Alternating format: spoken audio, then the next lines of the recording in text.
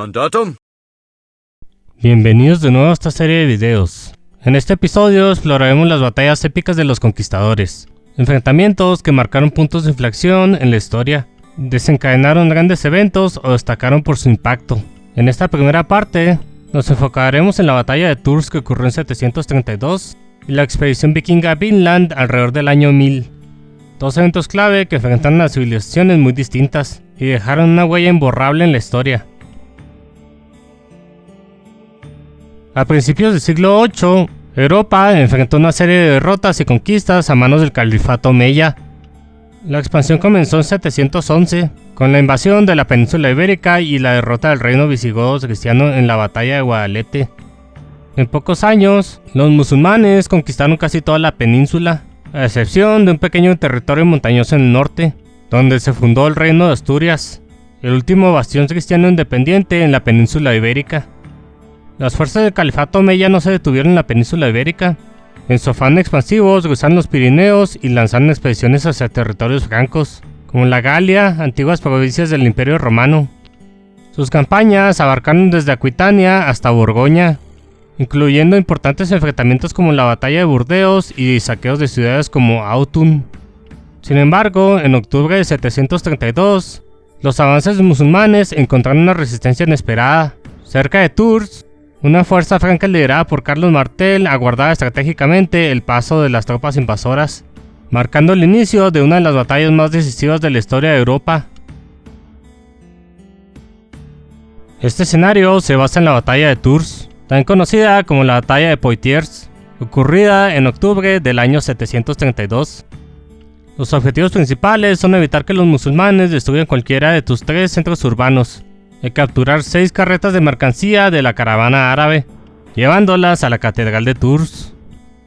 En caso de que se pierdan las carretas, se deberán derrotar a todos los enemigos musulmanes para completar la misión.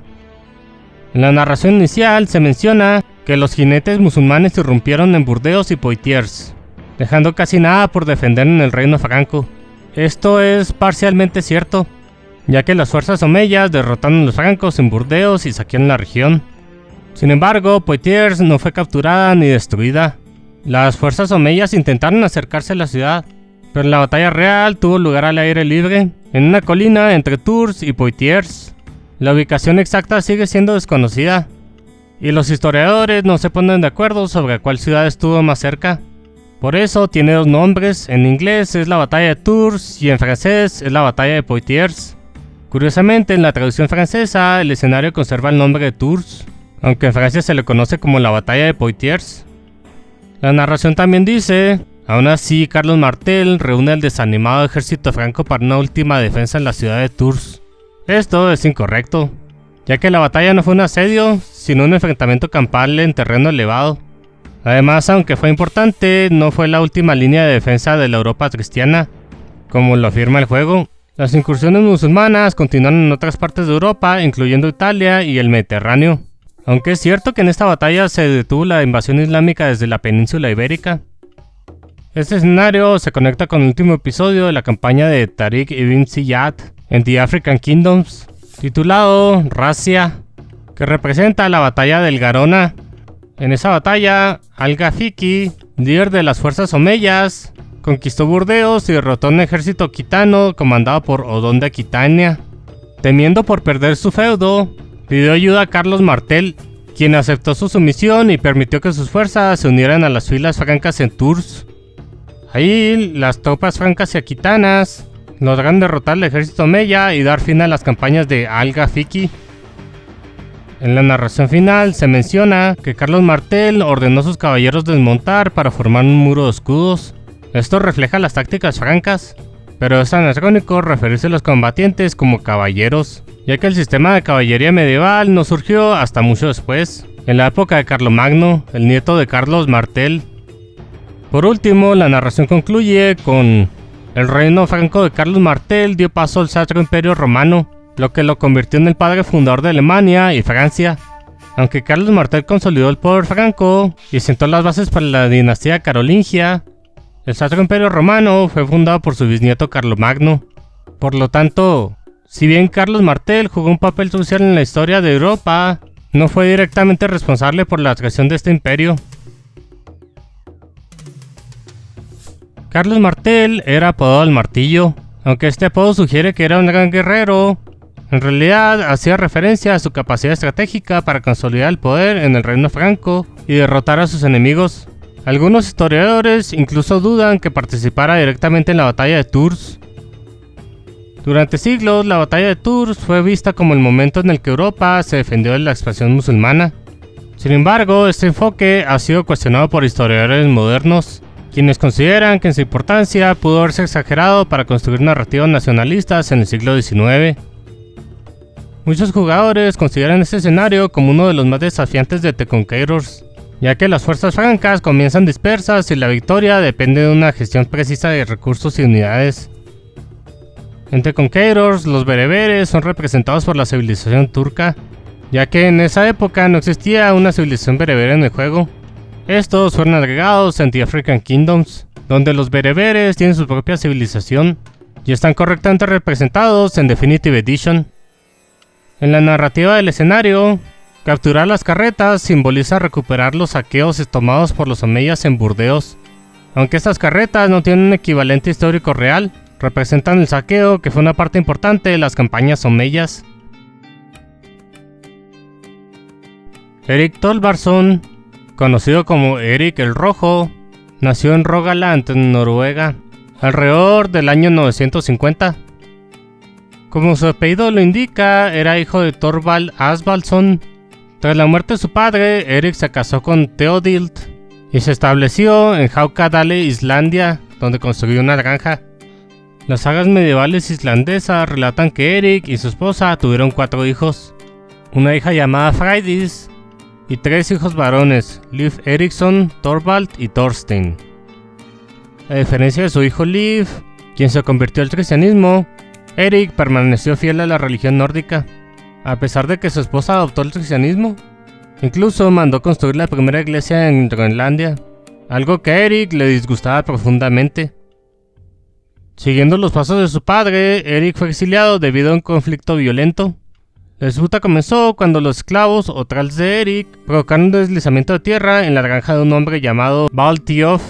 En represalia, un amigo de Baltiof, llamado Eyjolf, asesinó a los thralls, lo que llevó a Erik a vengarse asesinando a Eyjolf y a otro hombre llamado Rafn. Como consecuencia, en el año 982, Erik fue desterrado de Haukadale. Buscando nuevas tierras, Erik zarpó hacia una región que otros exploradores escandinavos habían intentado colonizar sin éxito. Durante 3 años exploró Groenlandia, pasando por el actual Cabo Farewell y otras zonas de la costa. Tras su exilio regresó a Islandia y convenció a varios colonos para que se unieran a él en la fundación de los primeros asentamientos nórdicos en Groenlandia. Años más tarde, su hijo Liv Eriksson dirigió una expedición aún más ambiciosa, explorando lo que los nórdicos llamarían Vinland, en la actual Terranova, Canadá. Con este viaje, los vikingos llegaron a América aproximadamente 500 años antes que Cristóbal Colón. Este escenario está basado en la exploración vikinga de América y la colonización de Groenlandia, descritas en las sagas islandesas. Los objetivos principales son transportar a Erik el Rojo al oeste a través del océano y establecer una colonia en el Nuevo Mundo construyendo un centro urbano, un mercado y 12 casas. En la narración inicial se menciona a Erik el Rojo como el líder de la expedición vikinga, pero esto es históricamente incorrecto. Erik no participó en la exploración ni colonización de Vinland. Él fue responsable de establecer asentamientos en Groenlandia tras su exilio de Islandia. De hecho, él la llamó Groenlandia, que significa tierra verde, para tratar de atraer más colonos. Fue su hijo, Liv Eriksson, quien alrededor del año 1000 lideró la exploración y fundó un pequeño asentamiento en América, conocido como Leysvudir, ubicado probablemente en la actual Terranova, Canadá. El mar de gusanos representado en el escenario no tiene base histórica. Parece ser una licencia creativa para representar las dificultades del Atlántico Norte. En la realidad, viajar directamente desde Islandia hasta Vinland era prácticamente imposible, debido a las fuertes corrientes, tormentas y faltas de puntos de referencia. Los vikingos utilizaban Groenlandia y la isla de Baffin como escalas en sus viajes. Otra imprecisión geográfica en el juego es la presencia de las islas británicas al este del mapa. y son representadas por la civilización británica. Si lo que se muestra es el norte de Escocia, lo más correcto sería que los britanos fueran representados por la civilización celta. En The Conquerors, los Skraelings, nombre con el que los vikingos se referían a los pueblos indígenas de América del Norte, son representados por los celtas debido a la falta de una civilización específica.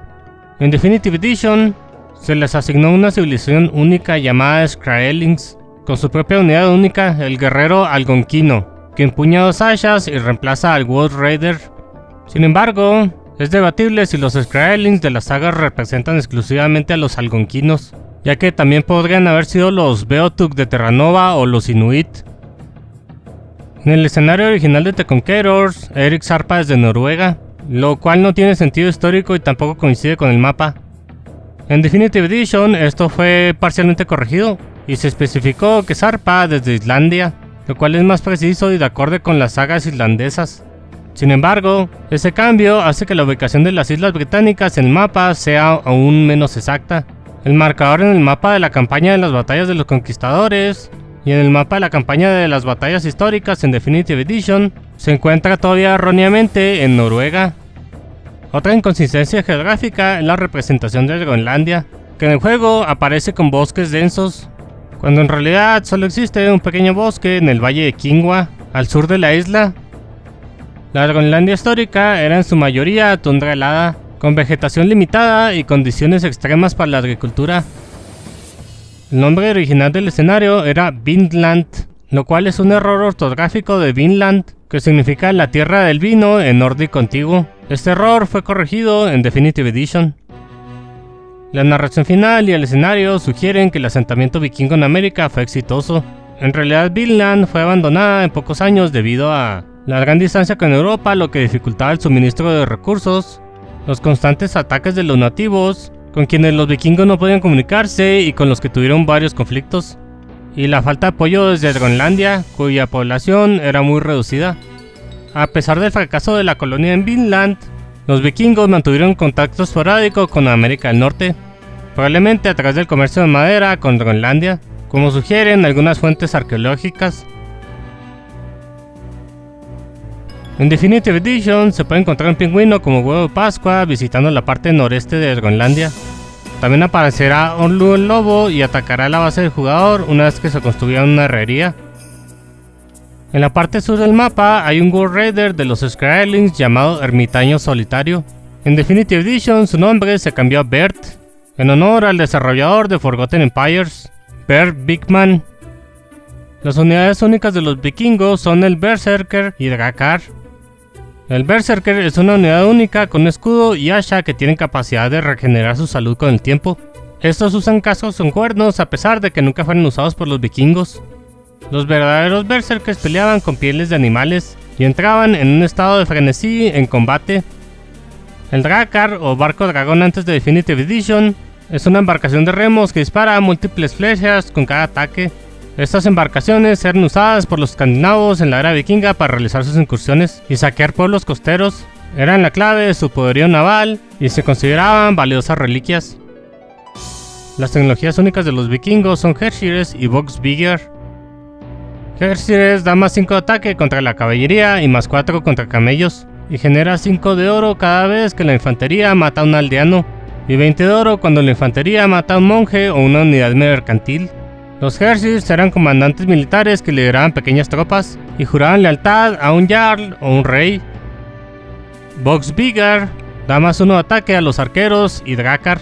Voxbygger significa tiradores de arco en nórdico antiguo, pero no existió como una unidad militar específica.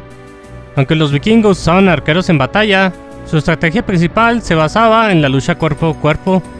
En Age of Mythology, Voxbygger es el nombre de una unidad arquera nórdica, lo que indica que el término fue reutilizado en ambos juegos. El icono de los vikingos está basado en un estandarte de cuervo, una bandera totémica usada por varios jefes tribales escandinavos entre los siglos 9 y 11. Se cree que el cuervo representaba a Odín, dios de la guerra y la sabiduría. La imagen de interfaz de usuario vikinga representa el Vegvisir, un símbolo mágico islandés que, según la tradición, ayuda a los navegantes a encontrar su camino incluso en condiciones adversas. La maravilla de los vikingos es la iglesia de madera de Borgund, construida entre 1180 y 1200 en Noruega. Aunque es un edificio icónico, la era vikinga ya había terminado para ese entonces, ya que la cristianización de Escandinavia ocurrió gradualmente durante los siglos X y XII. La mayoría de los escandinavos eran politeístas y solo una minoría adoptó el cristianismo antes del siglo XI. Antes de despedirme, quiero agradecerte por formar parte de esta increíble comunidad que hace posible este proyecto. Si te gustó el video, no olvides darle like, suscribirte y activar la campanita para no perderte la siguiente parte de esta serie, donde seguiremos explorando los enfrentamientos que definieron el rumbo de la historia. Además, si deseas apoyar el canal y ayudar a mejorar la calidad de los videos, puedes hacerlo a través de Patreon o Ko-Fi. Cada aporte, por pequeño que sea, nos ayuda a seguir creciendo y compartiendo más historias fascinantes contigo. Muchas gracias por acompañarme en este viaje al pasado. Esto fue Mandatum Imperator, hasta la próxima.